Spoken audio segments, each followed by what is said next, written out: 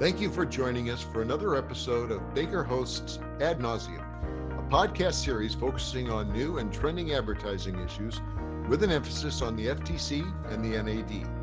I'm Randall Rubin King, and you're listening to Baker Hosts. We are once again joined by Amy Mudge and Daniel Kaufman, two partners from Baker Hostetler's advertising, marketing, and digital media team. Together, they have decades of advertising experience and approach advertising issues from multiple perspectives. On today's episode of Ad Nauseam, Amy and Daniel are back to discuss the topic of third-party liability in advertising with special guest Sarah Slavoi, a fellow partner at Baker Hostetler. With that, welcome to Ad Nauseam, and let's turn it over to Amy, Daniel, and Sarah. We are back here at Ad Nauseam, and by popular demand, or at least modicum of demand, we are joined by the very wonderful Sarah Slavoi. Sarah, welcome back to Ad Nauseam. It has been far too long since you have graced us with your presence. Well, thank you for having me. We thought we would kick off Q1 of this year talking to my two favorite partners. I swear that's true. You got to say it because we're the only ones with a podcast. If you want on, you got to do some sucking up. And that was outstanding, Sarah. You can come on anytime. Thank you. Today, we chose the topic specifically so we could tap into some of your particular expertise. Our topic du jour is third-party liability. And one of the areas we'll laser focus on is ad agency liability. And of course, Sarah, with your deep background in-house at agencies, you are quite well versed here. I spent time at a brand, and then I spent about a decade at two of the big holding companies. So really know what it's like behind the curtain. But before we jump into the legal stuff and talk about third-party liability, the number 3 makes me think of trilogies. All-time favorite trilogy? So, okay, I gotta nerd out, and I'm going with the original Star Wars. Shocker, Daniel. I mean, nerd it, bring it, nerd. Yeah, I wish Randy Shaheen was here. But what amazes me when I was thinking about sort of trilogies is how often the third one is incredibly disappointing. I think like Terminator, Aliens, the first two were amazing, and then just third clunkers. So it is sort of this tradition that film number 3 is awful. Star Wars number 3 is pretty good. So I'm big on Star Wars there. Daniel, I feel betrayed. You told me that you were a Star Trek guy. I love Star Trek as well, but no trilogy to speak of in Star Trek. So fair enough. I love them both, but I do prefer Star Trek. I will admit that. First of all, Star Wars is 6, if I'm doing my math right. Or do we count those as 2 trilogies? I think we're up to 9. But yeah, they're separate trilogies. Okay, and since Randy Shaheen is not here, I do have to probably give him a shout out. He would say Lord of the Rings, but I have so many. We don't there are so many. Toy Story 1, 2, and 3. Daniel, that B tier, the third one stinks. The third one was the best. And of course, famous ones, the Godfather trilogy. Back to our beloved 80s. I love the Before trilogy that Richard Linklater did with Ethan Hawke. And those really just one in a couple of different decades, really just powerful stuff.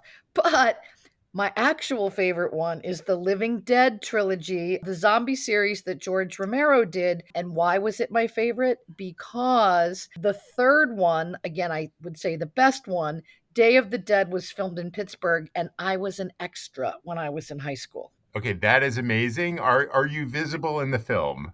Absolutely not. I did not even get makeup. I'm way in the back, just holding my arms out. If we pause the film, can you point yourself out in the background? Because we are absolutely doing a movie night. You can try. Goodness knows I did. And no, absolutely not. But I will tell you, I was there. I was at the Monroeville Mall, and it was baller. That sounds amazing. I love zombie movies. But okay, Sarah, how about you? So no zombie movies for me. I would have to say Hunger Games. I know that's more recent than we're used to, but my kids really liked the books, and the movies were good too. Apparently, I'm the type of mom who lets her own children watch a movie about other children fighting to the death. I don't see a problem with that. But I am the wrong person. There were some good life lessons in there. We would pause every once in a while and reflect. But yes, solid trilogy. Anyway, so I am relieved. You brought up trilogies and the number 3, and we didn't end up talking about that Britney Spears song. But with that, let us kick off the discussion of third-party liability by looking at ad agency liability. All right, we're getting into the legal stuff. Now, this is actually an area where the FTC has set forth a very clear standard for potential third-party liability. And for decades, that standard has been that an ad agency may be liable for a deceptive act if the agency was an active participant in the preparation of the ad, and when is it not? And that it knew or should have known that the ad was deceptive. Okay. They don't have to independently substantiate the claims or re examine evidence or crunch data, but you can't ignore readily apparent shortcomings. Exactly. And a lot of this goes back many decades to the FTC's Standard Oil case from the 70s. That one went all the way up to the Ninth Circuit.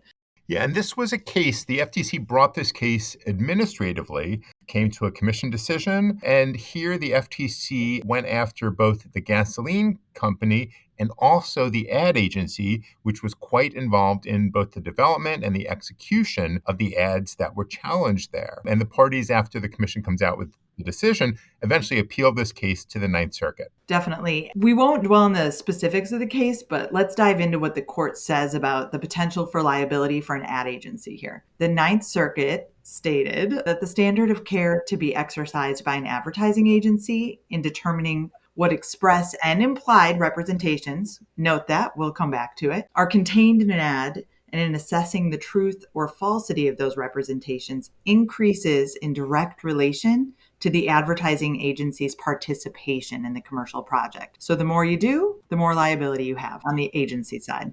So I understand that for this campaign, the ad agency was involved in the development of it from the very early stages, reviewing all the test results, and was actually at the table at relevant meetings and really was involved in every facet of the campaign. Yes, that's true. The ad agency was really in it with the advertiser.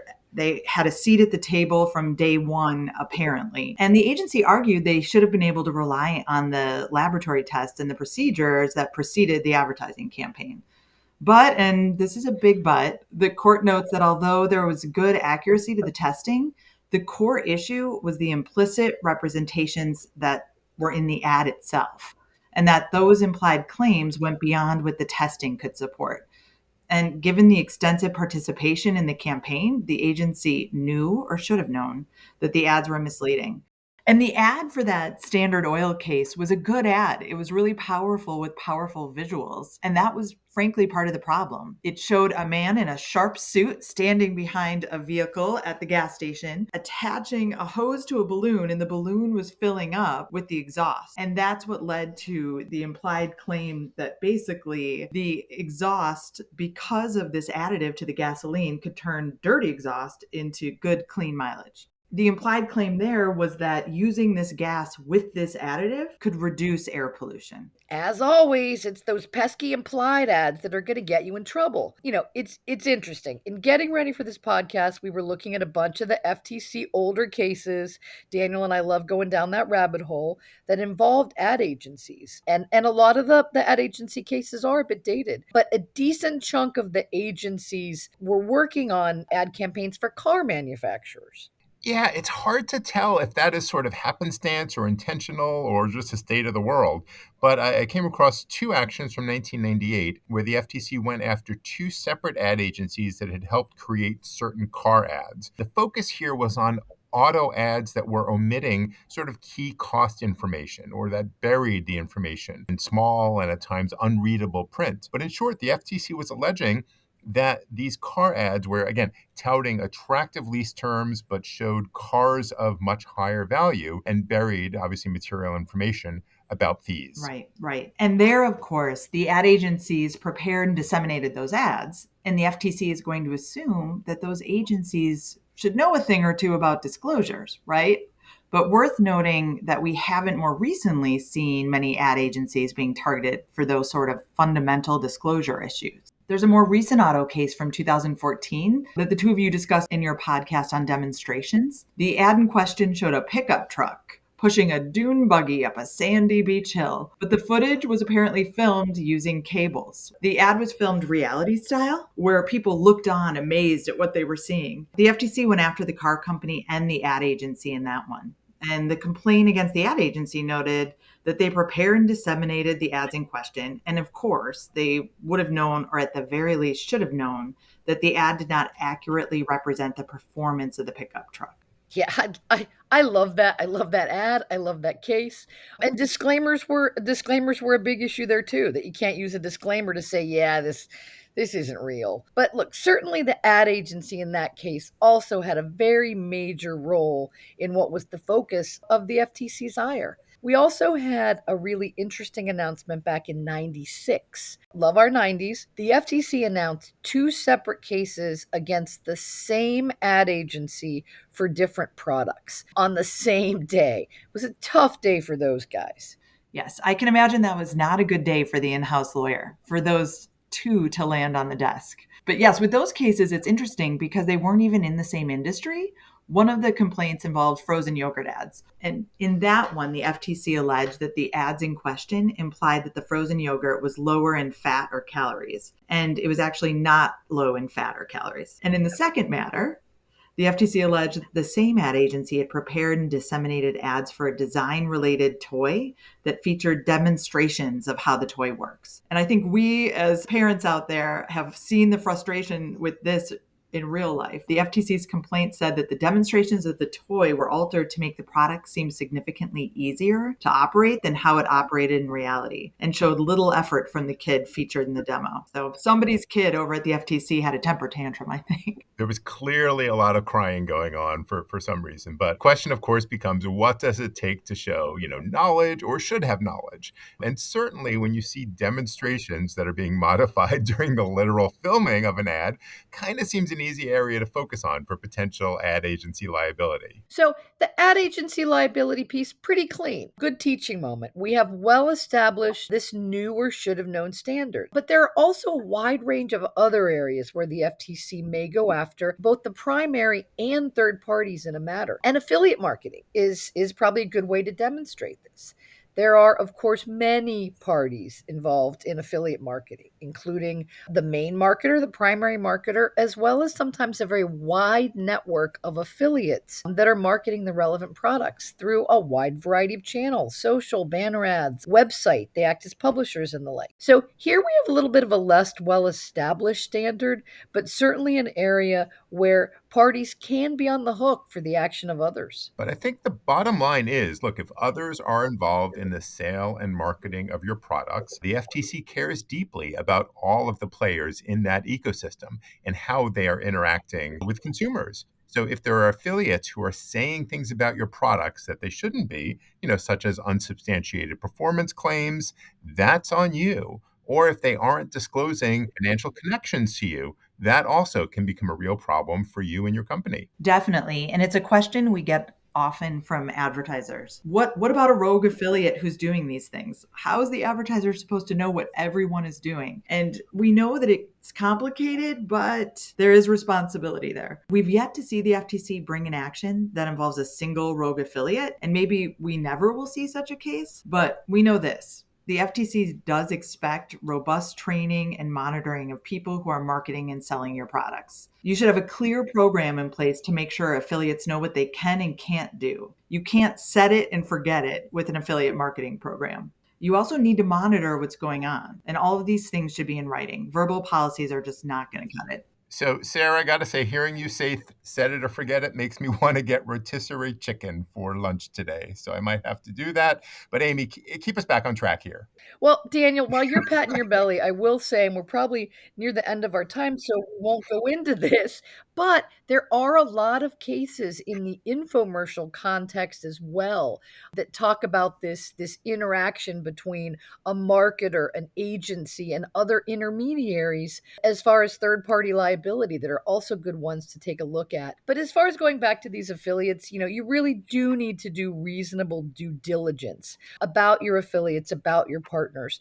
Pay attention to what they're doing and what you're hearing. Customer complaints, chargebacks, other things should be putting you on notice. It's a really important part of any monitoring program to listen to the complaints that you're getting, listen to the complaints through social listening, and take appropriate action. If you're seeing that an affiliate is using inadequate disclosures or making claims they shouldn't, you got to take immediate action. And it can't just be shame on you. All right. It's got to have some meat. You got to do it in writing. You got to save those receipts. And look, there certainly isn't an expectation of 100% monitoring, but it has to be sufficient to give you a good sense of what's going on. And again, you've got to respond to what you're learning. How much is good enough if it doesn't have to be 100%? What we always say is spend more of your time looking at the larger affiliates, but monitoring across the board. Yeah, and as we look forward into 2025 and sort of lots of questions about what the sort of new FTC is going to focus on, I definitely think that affiliate marketing networks could be an area that gets some increased scrutiny. In addition to the substantive claims and disclosures, we of course know that lead generation also will remain an FTC issue. Is there adequate consent to contact consumers? Need to make sure your programs and your affiliate programs are compliant. Daniel, really smart observation there. Lots and lots to think about. But Sarah, why don't you bring us home with some key pointers? Sure. We have the power of three again. Trilogy. Here's a trilogy for you, Daniel. I hope the third one's not going to disappoint Sarah. Daniel wants chicken. He's moved on from trilogies, but please go ahead. So number one for ad agencies, make sure your teams know the legal standard and know that they should and can ask questions and raise concerns. Just because your client wants to make an outrageous claim doesn't mean you should be a part of that. Be the speed bump. Things can keep rolling forward, but sometimes you need to slow down so you can get it right. Two, ask enough questions so that you're comfortable that the ad's okay. The FTC isn't expecting the agencies to do their own statistical analysis of a clinical study, but look for obvious flaws or red flags, and also keep that substantiation on file. To Amy's point, you want your receipts. And three, do due diligence on your affiliates at the outset and then on a continuing basis to make sure there's good behavior in place, because their failings can become your major problems. So Sarah, thank you so much for joining us on this episode. And Ad Nauseam folks, thanks for listening. If you got any things or topics you want us to focus on, please always let us know. And thanks again for joining us. Thank you, Amy, Daniel, and Sarah. If you have any questions for Amy, Daniel, or Sarah, their contact information is in the show notes. For more information on the latest developments in ad law, visit our Adventures in Law blog at www.adventures-in-law.com and check out all Ad Nauseam episodes by subscribing to Baker Hosts wherever you get your podcasts. As always, thanks for listening to Baker Hosts. Comments heard on Baker Hosts are for informational purposes and should not be construed as legal advice regarding any specific facts or circumstances. Listeners should not act upon the information provided on Baker Hosts without first consulting with a lawyer directly. The opinions expressed on Baker Hosts are those of participants appearing on the program and do not necessarily reflect those of the firm. For more information about our practices and experience, please visit bakerlaw.com.